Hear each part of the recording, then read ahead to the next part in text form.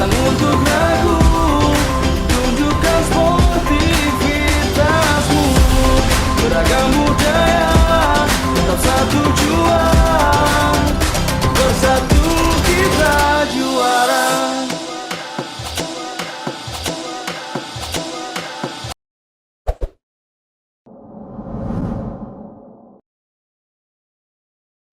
Salam olahraga, Sportif.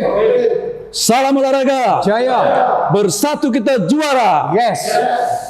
Selamat berjumpa perdana ya pada acara kami Road to Fun 21 Aceh Sumut 2024. Ini merupakan program Waspada TV untuk membantu sosialisasi dan menyukseskan PON 2024 wilayah Sumatera Utara.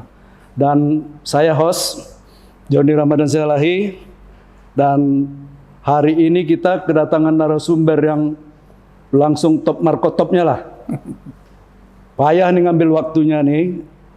Beliau adalah Ketua Harian PB PON 2024 wilayah Sumatera Utara, Bapak Haji Afifi Lubis. Selamat sore Bang Afifi. Selamat sore. Assalamualaikum warahmatullahi wabarakatuh. Waalaikumsalam warahmatullahi wabarakatuh. Saya karena udah biasa berabang ya, saya panggil abang aja nih ya para pemirsa. Macam mana kesibukan Bang Afifi ini? Luar biasa gak ya? Namanya bekerja. Terkadang itu kan menjadi kebutuhan juga, termasuk kita mempersiapkan PON saat ini. Yang kalau dilihat penyelenggaraan saat ini, kalau diibaratkan lagunya Krisdayanti, barangkali ini cuma tinggal menghitung hari. Oh, tinggal menghitung hari. Menghitung hari detik demi detik. 94 hari ke depan PON akan diselenggarakan. Insya Allah kalau tidak ada perubahan jadwal, tanggal 8 September dia dibuka. Itu di Aceh, Pak? Di Aceh. Di Aceh. Untuk openingnya di Aceh. Dan closingnya nanti di Sumatera Utara pada tanggal 20. Iya, itu pengantar dari Bang Afifi. Perlu saya perkenalkan dulu. Bang Afifi ini birokrat yang sudah sangat berpengalaman. Beliau dari bawah, kemudian pernah jadi wakil wali kota Sibolga 2005 sampai 2010. Terus ke Pemprovsu menjadi asisten dan terakhir Sekda Propsu ya. Ya. Setelah pensiun malah makin sibuk Bang Afifi ini. Selain ketua harian PB PON, beliau juga komisaris utama Bank Sumut. Ya. Jadi memang backgroundnya sangat luar biasa. Makasih Bang Afifi. Saya dengar-dengar target Sumut ini kan 5 nih Bang Afifi. Iya benar. Sukses penyelenggaraan, sukses prestasi, sukses pemberdayaan ekonomi masyarakat, sukses administrasi, dan sukses pemantauan PNU. Iya. Saya Pasca PON ya. pengen dengar penjelasan Bang Afifi dulu mengenai sukses penyelenggaraan. Apa aja progresnya yang sudah dilakukan PB PON Bang Afifi? Baik, terima kasih Bung Joni Ramadan Silalahi. Saya pikir ini juga jurnalis senior ini, sudah lama sekali. Terutama ya berkutat di kegiatan olahraga. Ya. Saya kenal lama beliau sejak dari dulu. Jadi terkait dengan apa yang menjadi salah satu sukses, capaian sukses di dalam penyelenggaraan PON ini, kita mempersiapkan sukses penyelenggaraan yang pertama. Sukses penyelenggaraan. Kita tahu bahwa penyelenggaraan PON ini diawali dengan bidding yang dilakukan di pusat kala itu. 4 tahun silam. 4 tahun silam, Sumatera Utara dan Aceh dipercaya untuk menjadi tuan rumah. Dan ini menjadi salah satu tonggak awal dari penyelenggaraan PON secara bersamaan untuk 2 provinsi penyelenggara. Kita tahu selama ini penyelenggaraan PON itu hanya satu provinsi sebagai penyelenggara, terakhir di Papua. Dan kita bersama Aceh menjadi penyelenggara pertama untuk 2 tempat, di 2 tempat. Nah, termasuk nanti untuk mendatang setelah PON Aceh Sumut akan diselenggarakan PON di Nusa Tenggara Timur dan Nusa Tenggara Barat, juga akan menjadi 2 tuan rumah. Ini platformnya berarti? Iya, ini platformnya. Artinya dimulai dari Sumatera Utara dan Aceh. Nah, tentu kita menginginkan salah satu yang akan dicapai, khususnya di Sumatera Utara, adalah sukses penyelenggaraan. Bagaimana kegiatan PON ini, sebagaimana kita tahu bahwa PON di Sumatera Utara ini adalah siklus yang berulang setelah lebih kurang 71 tahun kemudian. Tahun 53 Bang Afifi? Iya. 71 tahun kemudian ini menjadi siklus berulang. Bayangkan. Kapan lagi untuk berikutnya andai kata Sumatera Utara menjadi tuan rumah. Nah, tentu ini sebuah peluang besar, momen besar yang harus dimanfaatkan dengan sebaik-baiknya. terutama dari sisi penyelenggaraan. Bagaimana kita bisa berhasil menjadi tuan rumah yang baik, penyelenggara yang baik, mencapai berbagai sukses di segala bidang. Ini terkait dengan penyelenggaraan ini, terutama sekali persiapan logistiknya. Di dalamnya ada akomodasi, transportasi, kemudian konsumsi, pelayanan terhadap orang yang datang. Diperhitungkan lebih kurang 13.000 orang nanti, ya, atlet official dan lain-lainnya itu akan datang ke Sumatera Utara. Inilah yang harus kita siapkan. Nah, tentu ini membutuhkan perhatian besar. Artinya suksesnya penyelenggaraan harus dilakukan secara dini. Ini harus kita lihat di mapping dengan baik. Sehingga kita berharap PON Sumatera Utara ini harus menjadi PON yang tidak terlupakan bagi nanti orang kontingen-kontingen yang datang. Mereka mempunyai kesan bahwa ini PON yang tidak terlupakan dan menjadi PON yang juga susah untuk ditandingi kemudian. Nah, itulah harapan kita. Terbaik ya, Bang. Iya, artinya kita bagaimana berusaha, Sumatera Utara berusaha bagaimana mensukseskan penyelenggaraan di semua sisi. Dan ini sudah dimulai. Artinya Pak John, kita memulai dengan berbagai aktivitas kegiatan yang dilakukan. Kita membentuk panitia di sini melalui beberapa bidang-bidang yang terlibat, dan ini sudah mulai dilakukan aktivitas kegiatan. Dan saat ini sudah mengarah kepada 75% lah kalau saya sebut sudah 75%. persiapan kita, baik sisi administrasi dan lain-lain sebagainya. Nah, tentu sukses penyelenggaraan menjadi salah satu sukses yang diharapkan menjadi keberhasilan, sehingga orang akan punya kenangan indah tentang Sumatera Utara dalam penyelenggaraan PON. Nah, kemudian terkait dengan sukses yang kedua, sukses prestasi. Tentu sukses prestasi ini juga tidak kalah pentingnya.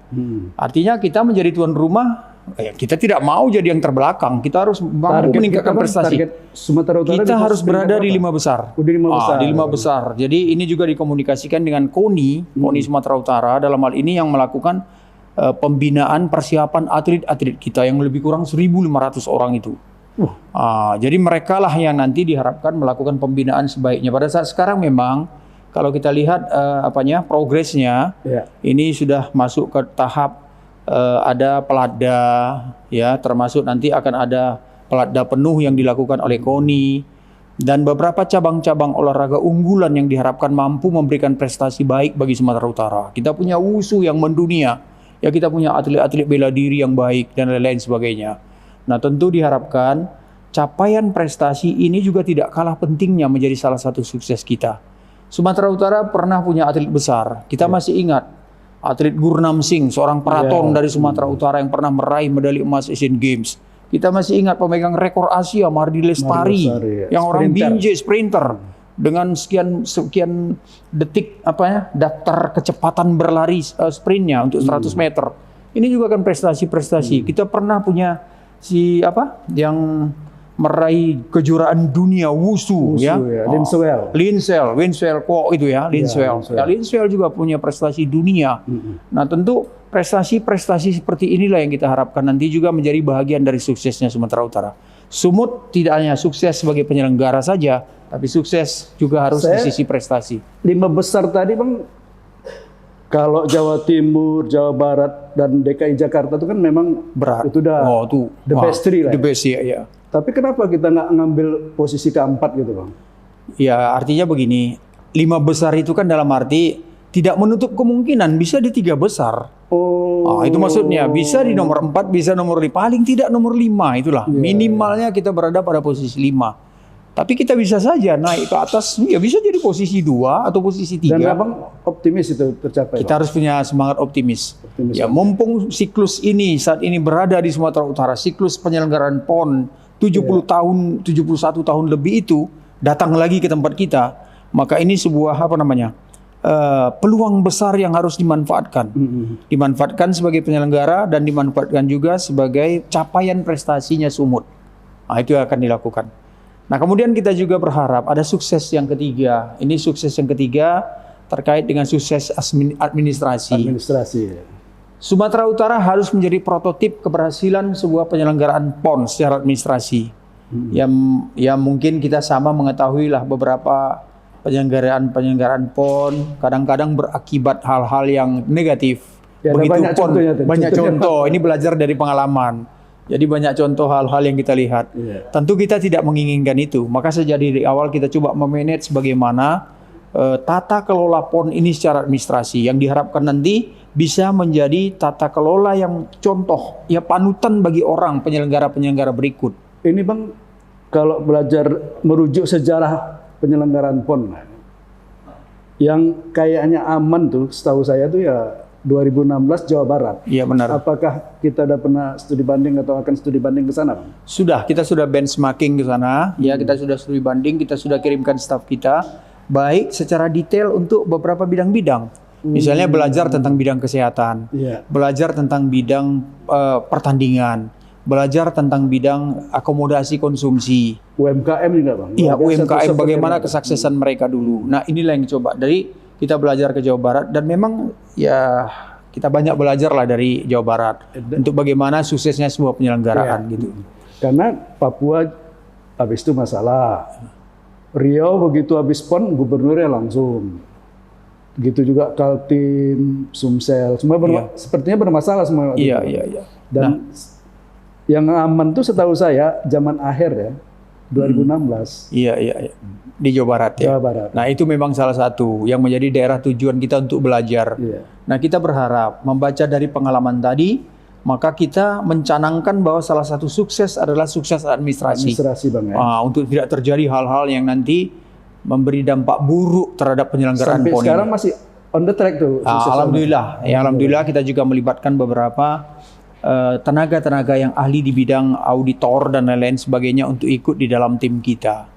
Nah, ini yang terkait dengan suksesnya administrasi. Sukses ketiga tadi Pak? Iya, sukses ketiga. Sukses keempat, ini sukses dalam geliat ekonomi. Artinya bagaimana peningkatan dalam PON ini menjadikan sarana yang memberikan keberhasilan terutama penyelenggaraan ekonomi.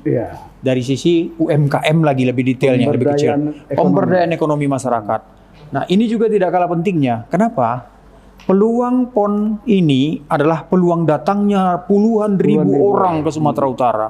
Nah, tentu peluang ini harus mampu harus mampu dijawab. Ya, peluang ini harus mampu dijawab dengan bagaimana UMKM berkembang. Kita juga melibatkan. Contoh nanti mungkin kesiapan catering kita libatkan UMKM yang ada. Mungkin mereka menjadi sub-sub dari penyelenggaraan catering ini. Jadi semua terlibat.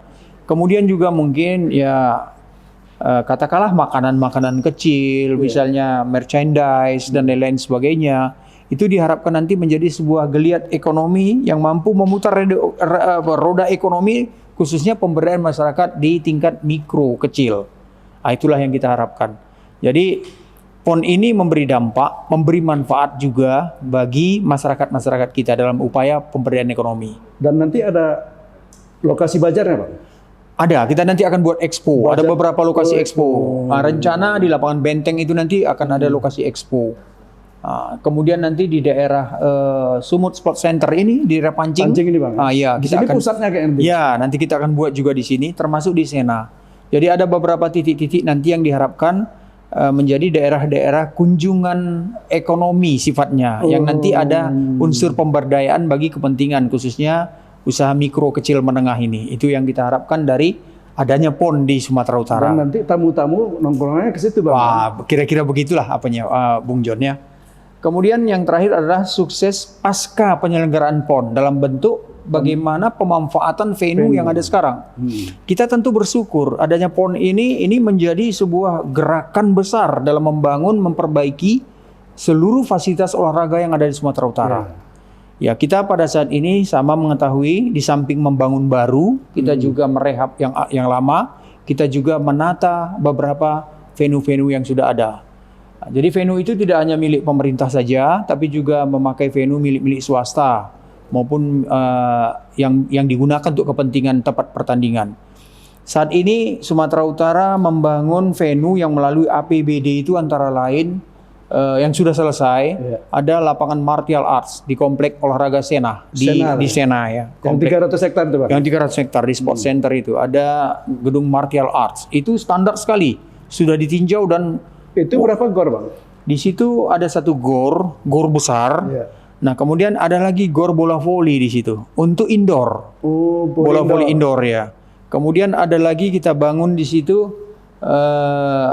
stadion Madya Atletik. Terdiri dari 2 lapangan. 1 lapangan tanding, 1 lapangan untuk pemanasan. Jadi hampir sama dengan Stadion Madia yang ada di Senayan, di GBK. Oh, luar biasa. Kalau lihat barunya, kalau lihat modelnya, kalau lihat stylenya, sepertinya kita punya lebih bagus dari yang ada di Stadion Madia, yang ada di GBK.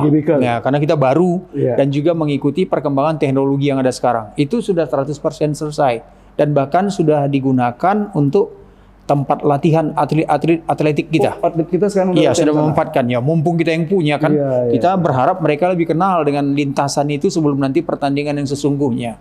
Satu lagi, stadion utama. Kemudian stadion utama ini dibangun dengan dana APBN dari Kementerian PUPR. Ini stadion yang berkapasitas sekitar 25.000 penonton. Ini juga stadion tertutup modern. semua, Bang, ya? Tertutup. Ini juga bisa buka tutup kapan? Iya, enggak pakai buka tutup seperti JIS enggak. aja? Cuma lapangan tertutup atas, kalau hujan tetap airnya masuk. Jadi tetap ya seperti stadion GBK lah. Tapi kan sepak bola kan nggak di sini, Bang. Untuk apa stadionnya? Ini stadion bukan hanya sepak bolanya, tetapi inilah yang menjadi stadion nanti arena opening dan closing. Jadi penyelenggaraan PON itu kan nanti melibatkan banyak orang, puluhan ribu orang. Jadi ketika closing nanti di Aceh akan disiarkan langsung juga ke Sumatera Utara dan atlet yang bertanding di Sumatera Utara juga akan hadir di lapangan itu untuk mengikuti acara pembukaan. Oh, seremoni pembukaan yang di Aceh, atlet kita ikut di atlet ikut di sini juga. Jadi nanti ada pembakaran api PON, penyalaan api PON di Aceh, maka api PON yang di Sumatera Utara juga akan nyala. Akan nyala di sana. Jadi ketika closing penutupan berarti dia. Connecting ya. Jadi ketika nanti penutupan di Sumatera Utara, padamnya api PON, maka di Aceh juga akan padam api PON-nya. Mantap, Bang. Ngopi dulu tadi, Bang. Ini seru ini, ya kan? Biar makin khusus nanti. Iya. Oke, ya. Bersatu kita juara.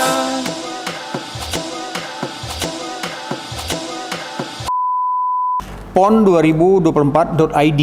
Oh, itu website ini yang menjadi website kita. Dan ini memang khusus Sumatera Utara saja.